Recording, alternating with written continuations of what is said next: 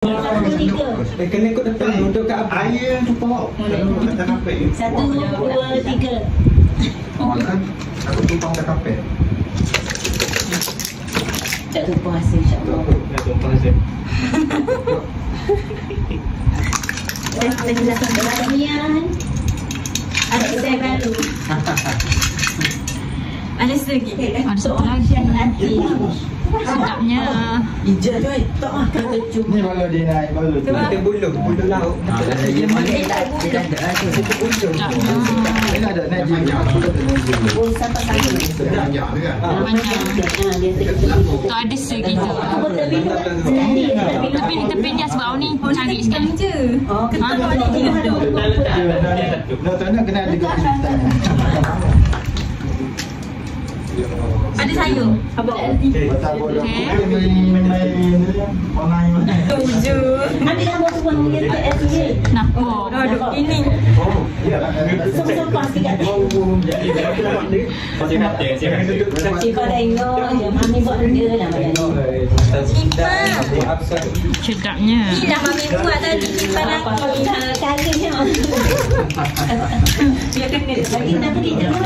Kita tak pingat. Makan apa pasti dah ada barang lah. Tepi-tepi. Dah tahu.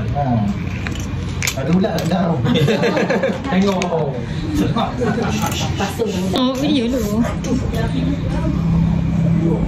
Cedak-cedak nasi. Kamu dah ambil buah rumah ni. Loh, ayam ada atas meja. Ayam ada meja. Telur. Buat turun apa? Ayam. Banyak lah. Buka tudung ayam. Meja dia.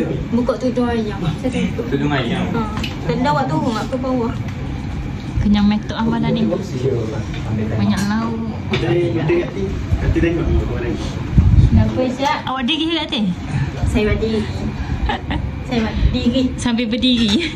Sampai dengar alunan. Muzik. Ni ada cukup-cukup je tangan. Kenapa? Apa ni? Kenok kerocok ambil gambar. Oh, ini ya? Oh, cukup gitu. Jadi pas-pas.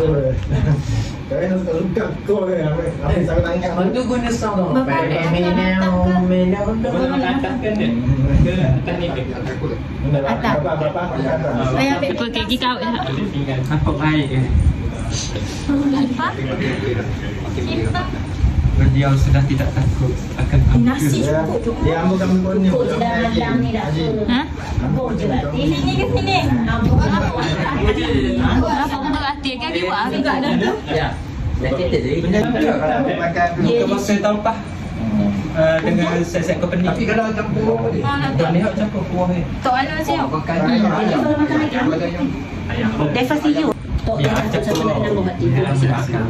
Tok Anu. Siapa nak sama? bodoh. Bang. Oh, Ambil.